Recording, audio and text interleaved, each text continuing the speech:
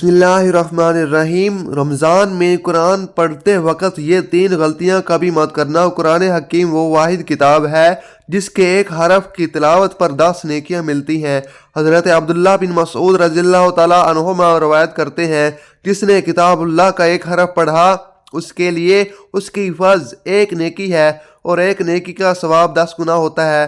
میں نہیں کہتا الف لام میم ایک حرف ہے، بلکہ الف ایک حرف، لام ایک حرف اور میم ایک حرف ہے۔ تلاوت قرآن افضل ترین عبادت میں سے ہے۔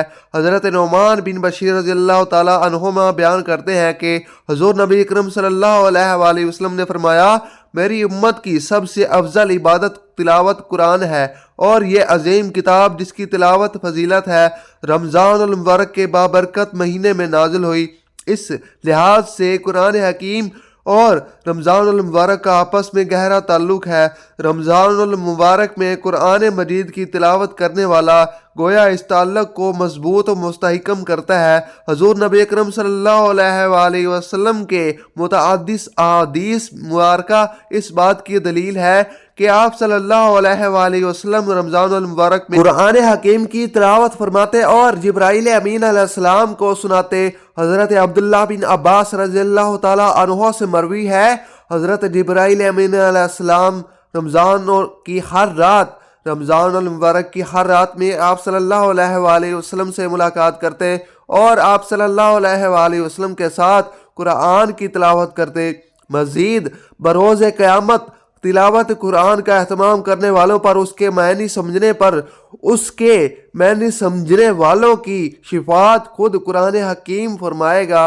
اور اس کے بعد حضرت عبداللہ بن عمر رضی اللہ تعالیٰ عنہ بیان کرتے ہیں کہ حضور نبی اکرم صلی اللہ علیہ وآلہ وسلم نے فرمایا، قیامت کے دن روزہ اور قرآن مجید دونوں بندے کے لیے شفاعت کریں گے۔ روزہ کہے گا، اے میرے رب، میں نے اس شخص کو دن کے وقت کھانا پینا اور دوسری نفسانی خواہشات سے روکے رکھا، پس تو اس شخص کے متعلق میری شفاعت کو قبول فرما۔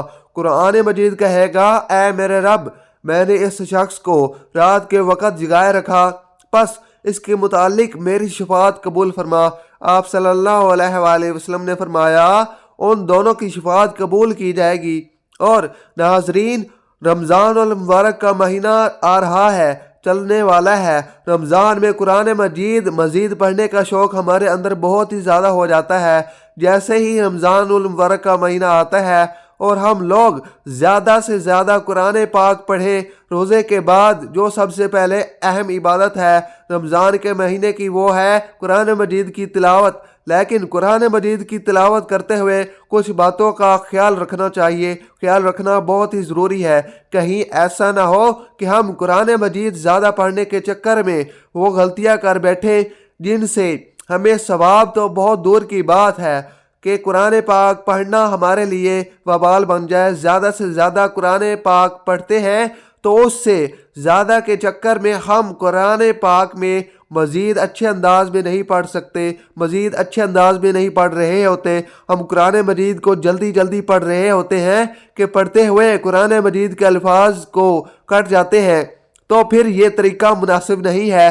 قرآن مجید آپ پڑھیں تو اس بات کا بہت خیال رکھیں کہ قرآن مجید جو الفاظ وہ بالکل صاف نکل رہے ہوں، کیونکہ جلدی میں اگر زیر زبر کا بھی غلطی ہو جائے تو وہ آیت بگڑ جائے گی اور اس کی ادائیگی اور اس کا ترجمہ بالکل بدل جاتا ہے۔ تو قرآن مجید پڑھنے میں اس بات کا بڑا خیال رکھنا چاہیے۔ بعض لوگ بڑے فخر سے بتاتے ہیں کہ میں تو 10 منٹ میں پارہ پڑھ لیتا ہوں۔ ایسا ہرگز نہ کریں، کیونکہ اگر آپ کی ان غلطیوں کی وجہ سے قرآن پاک کا ترجمہ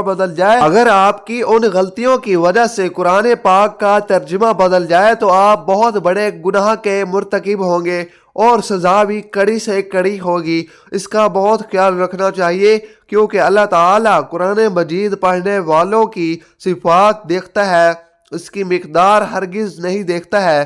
حدیث شریف میں آتا ہے کہ جو شخص قرآن مجید کو پڑھ رہا ہو اور لیکن اس کے ساتھ اس کی زبان ساتھ نہ دے رہی ہو، لیکن وہ پڑھنے کی کوشش کر رہا ہے، اٹک رہا ہے، اللہ کے نبی صلی اللہ علیہ وآلہ وسلم نے ارشاد فرمایا کہ اس اٹکنے والے کو دگنا اجر ملتا ہے، جیسے کہ ارشاد مبارک ہے، اور اے حبیب قرآن کو وقوف آراب تمام آیات مفہوم و معنی کے ساتھ خوب ٹھہر ٹھہر کر پڑھا کریں، ہم ان قریب آپ پر ایک باری فرمان نازل کریں گے۔ نمبر دو پہ ہے قرآن مجید کو صاف آواز میں پڑھنا چاہیے۔ اکثر لوگ قرآن مجید تو پڑھتے ہیں لیکن ہونٹ نہیں ہلتے کہ قرآن مجید کو آپ دل سے ہی پڑھ رہے ہوں، لیکن وہ قرآن مجید کی تلاوت نہیں کہلائے گی۔ اس لیے آپ اگر قرآن مجید پڑھتے ہیں یا پڑھ رہے ہوں، چاہے آہستہ پڑھ لیں، زور سے پڑھو، لفظوں کی ادائیگی آپ کی زبان سے ہونا ضروری ہے، جیسے کہ قرآن پاک میں ارشاد ہے، اور قرآن کو ہم نے جدا جدا کر کے اتارا تاکہ آپ اسے لوگوں پر ٹھہر ٹھہر کر پڑھیں، اور ہم نے اسے رفتہ رفتہ حالات اور مصالحہ کے مطابق تدریس پر اتارا ہے۔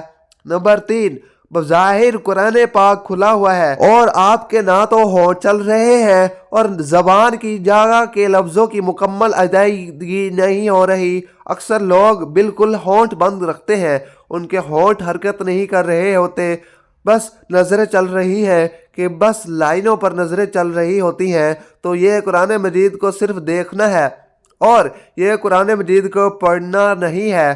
یا اس میں بھی یہ کہہ سکتے ہیں قرآن مجید دل میں پڑھا جا رہا ہے، لیکن قرآن مجید دیکھنے کا ثواب تو ملے گا، دل ہی دل میں قرآن مجید پڑھنے کا ثواب مل سکتا ہے، لیکن قرآن مجید پڑھنے کا جو اصل ثواب ہے وہ آپ کو نہیں ملے گا۔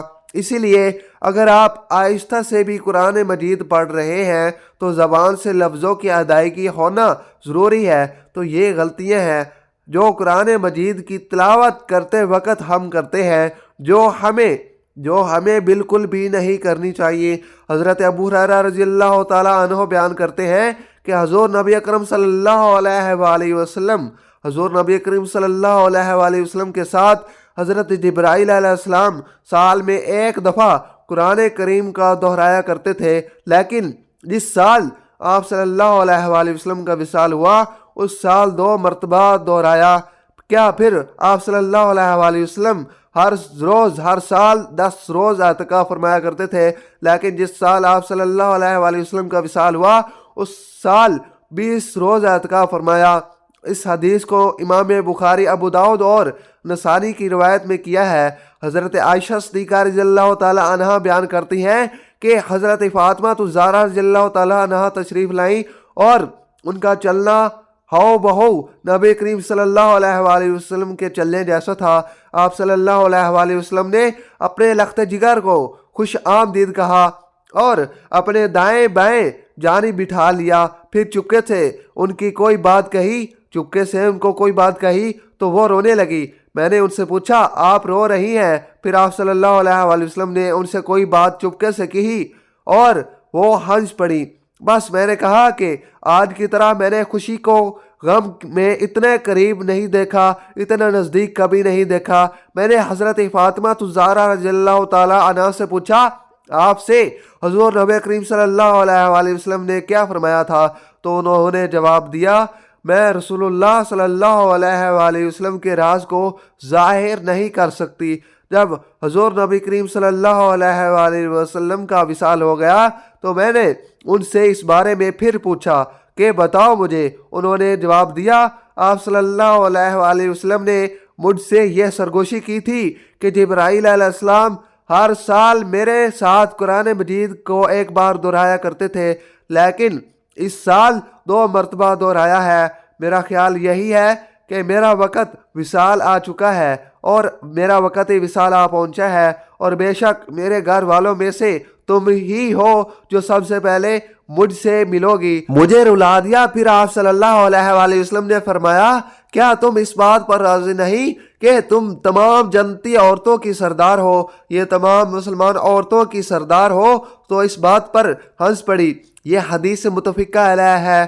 حضرت ابو ہریرہ رضی اللہ تعالیٰ عنہ سے روایت ہے کہ حضور نبی اکرم صلی اللہ علیہ وآلہ وسلم نے فرمایا حسد تو بس 2 آدمیوں سے ہی کرنا جائز ہے۔ پہلا وہ شخص جسے اللہ تعالیٰ نے قرآن مجید پڑھنا سمجھنا سکھایا تو وہ رات اور دن کے اوقات میں یعنی صبح شام کثرت سے اس کی تلاوت کرتا ہے اور اس کا پڑوسی اسے قرآن پڑھتے ہوئے سنتا ہے تو کہہ اٹھتا ہے کہ کاش مجھے بھی اس کے مثل قرآن عطا کیا جاتا تو میں بھی اسی طرح عمل کرتا جس طرح یہ کرتا ہے۔ اور دوسرا وہ شخص جسے اللہ تعالیٰ نے مال بخشا ہے اور وہ اسے اللہ تعالیٰ کی راہ میں زیادہ سے زیادہ صرف کرتا ہے، خرچ کرتا ہے، دوسرا شخص اسے دیکھ کر کہتا ہے کاش مجھے بھی اتنا مال ملتا جتنا اسے ملتا ہے تو میں بھی اس طرح عمل کرتا جس طرح یہ کرتا ہے کہ اللہ کی راہ میں خرچ کرتا ہے۔ یہ حدیث متفقہ علیہ ہے۔ حضرت عبداللہ بن عمر رضی اللہ تعالیٰ عنہ بیان کرتے ہیں کہ رسول اللہ صلی اللہ علیہ وسلم نے فرمایا روزہ اور قرآن بندے کے لیے قیامت کے دن شفاعت کریں گے اور روزہ کہے گا اے میرے رب، میں نے اسے کھانے پینے اور خواہشات نفسانی سے روکا رکھا، لہٰذا اس کے لیے میری شفاعت قبول فرما۔ اور قرآن مجید کہے گا اے میرے رب، میں نے اسے رات کے وقت نیند سے روکے رکھا اور قیام اللیل میں مجھے پڑھتا یا سنتا رہا، لہٰذا اس کے حق میں میری شفاعت قبول فرما۔ رسول اللہ صلی اللہ علیہ وسلم نے فرمایا دونوں کی شفاعت قبول کر لی جائے گی۔ اللہ تعالی ہمیں دین اسلام کی مکمل سمجھ نصیب فرمائے اور ہمیں بہت احترام کے ساتھ عمل کرنے کی توفیق عطا فرمائے، آمین یا رب العالمین۔ ناظرین، ہمارے اسلامک چینل کو لازمی سبسکرائب کریں اور ساتھ میں لگے بیل آئیکن کو دبا دیں تاکہ ہماری نیو آنے والی ویڈیوز آپ تک لازمی پہنچ سکے، اور کمنٹ سیکشن میں اپنے خیالات کا اظہار لازمی کیجیے گا کہ آپ کو ہماری اسلامک ویڈیو کیسی لگتی ہیں، اور اپنے پیارے پیارے خیالات کا اظہار لازمی کیجیے گا۔ اپنا اور اپنے پیاروں کا خیال رکھیے گا۔ ملتے ہیں ایک اگلی اسلامک ویڈیو میں، تب تک کے لیے اللہ حافظ۔